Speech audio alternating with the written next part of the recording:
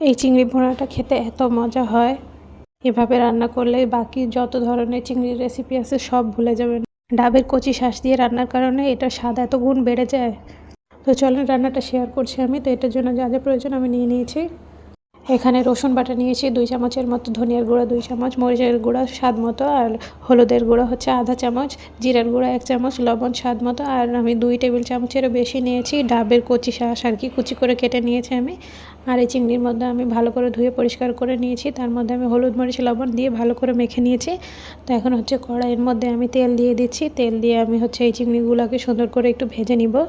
তো আগে থেকে মেখে রাখা চিংড়িটা আমি একে একে করে তেলের মধ্যে দিয়ে দিচ্ছি, আর দিয়ে আমি এটাকে এপিট এপিট উল্টে একটু ভালো মতো চিংড়িটা ভেজে নিব। এই ভেজে নেওয়ার কারণে কিন্তু চিংড়ির স্বাদটাও বাড়ে আর খেতেও কিন্তু মজা হয়।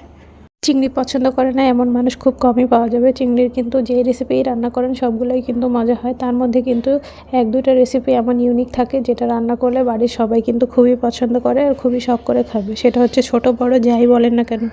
তো আমার চিংড়িটা ভালো মতো ভাজা হয়ে গেছে, আমি উল্টে পাল্টে ভালো করে ভেজে নিয়েছি। তো আমি চিংড়িগুলোকে উঠিয়ে রেখে নিলাম। আর আমি ওই একই তেলের মধ্যে এখন হচ্ছে 1 বাটি পেঁয়াজ কেটে রেখেছিলাম, তো ওইটা দিয়ে দিচ্ছি। দিয়ে পেঁয়াজটাকে আমি ভালো মতো একটু ভেজে নিব। পেঁয়াজটা একটু ভাজা হয়ে গেলে নরম হয়ে আসবে, তখন হচ্ছে আমি এটাতে বাকি মশলাগুলো দিয়ে দিব। তো পেঁয়াজ আমি এখানে ভেজে নিয়েছি, আমার ভালো মতো ভাজা হয়ে গিয়েছে। তো এটাতে আমি অল্প একটু পানি দিয়ে দিয়েছি যাতে মশলা দিলে মশলাটা পুড়ে না যায়। তো আমি যে মশলাগুলো আগে গুছিয়ে রেখেছিলাম তো সেগুলো আমি এখন দিয়ে দিব। এটার মধ্যে ধনিয়ার গুঁড়া, হলুদের গুঁড়া, মরিচের গুঁড়া, লবণ আর হচ্ছে রসুন বাটা আমি দিয়ে দিয়েছি। আর দিয়ে সব মশলাগুলোকে ভালো মতো আমি কষিয়ে নিব কয়েকবার পানি দিয়ে।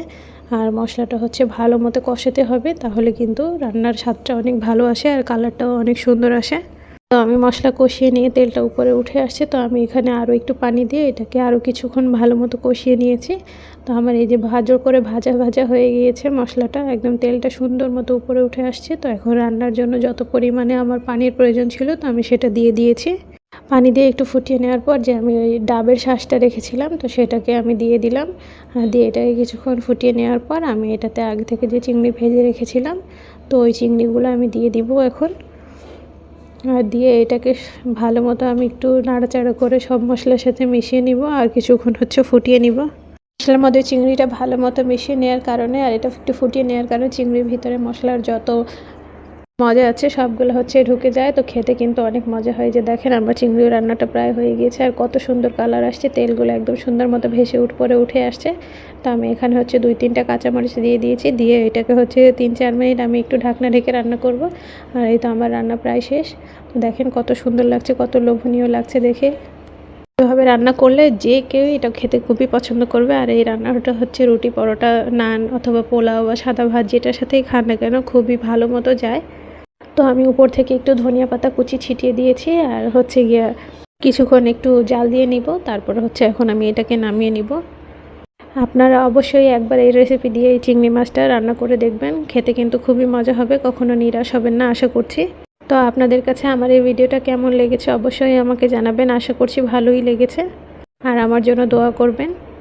এরকম আরও নতুন নতুন রান্নার ভিডিও দেখার জন্য অবশ্যই আমার সাথে থাকবেন। আজকের জন্য এখানেই বিদায় নিচ্ছি। আল্লাহ হাফেজ, ভালো থাকবেন সবাই।